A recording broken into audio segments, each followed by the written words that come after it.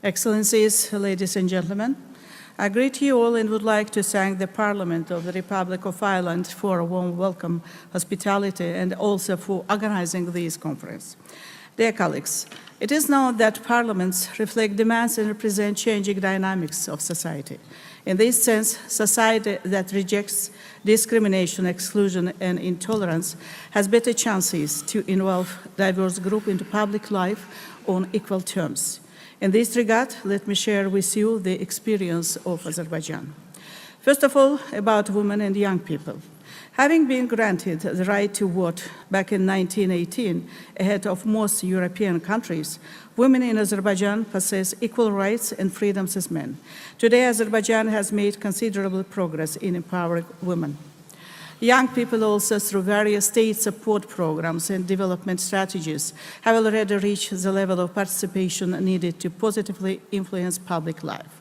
Thus, we are witnessing consistent increase in percentage of women and youth participating and winning municipal and parliamentary elections and taking high decision-making positions.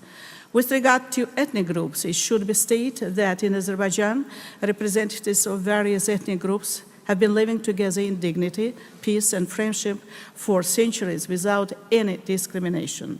Today, they actively participate in all spheres of public life, including representation in Parliament.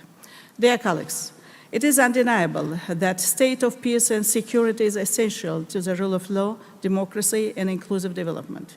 And respect to principles of sovereignty and territorial integrity is the foundation that underpins it.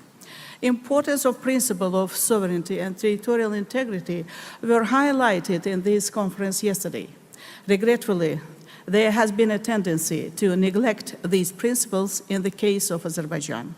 This is quite a challenge for European democracy when double standards are demonstrated on the issue of respect to these basic principles. Ladies and gentlemen, let me clarify some points. After liberating its territories from 30-year-long Armenian occupation in 2020, Azerbaijan has initiated normalization of relations and signing of a peace treaty with Armenia on mutual respect for sovereignty, territorial integrity, and inviolability of borders. For 3 years, Armenia has been using all means at its disposal to violate the sovereignty and territorial integrity of Azerbaijan, such as military and political provocations, planting landmines, sustaining separatism in our territories. Armenia's 10,000-strong armed forces in the Karabakh region of Azerbaijan and existence of a legal puppet regime were the main obstacles to achieving peace and stability in the region. For the last months, Armenia tried to manipulate and mislead the international community on the basis of false and groundless allegations on the so-called blockade or humanitarian crisis in the Karabakh region. Simultaneous passage of goods to these regions through Aghdam-Khankendi and Lachin-Khankendi roads on the offer of Azerbaijan nullified these allegations. On September 19, Armenia resorted to yet another military provocation which resulted in the death of 6 Azerbaijani citizens.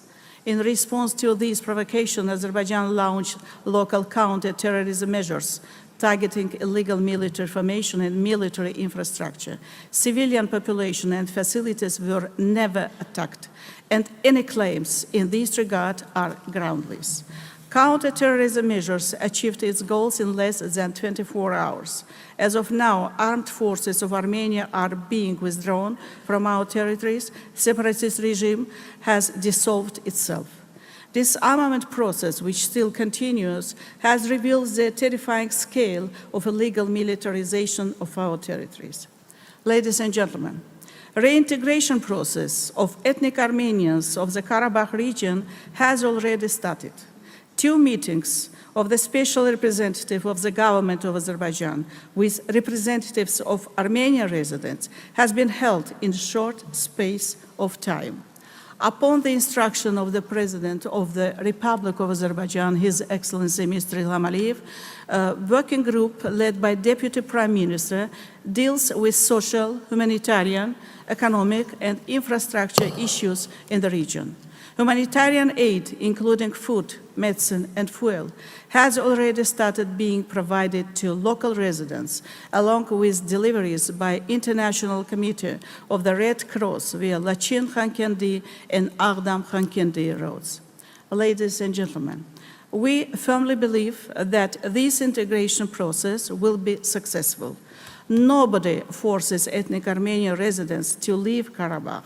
There is not a single fact on it. Those who leave do it by their free choice. And I would like to underline, all rights and security of Armenian residents will be guaranteed in line with the Constitution and the international mechanisms to which Azerbaijan is a signatory. Ethnic Armenians who have been hostage to criminal regime for 30 years will have a better life and will again live together with Azerbaijanians in Karabakh region in peace and harmony. Thank you very much.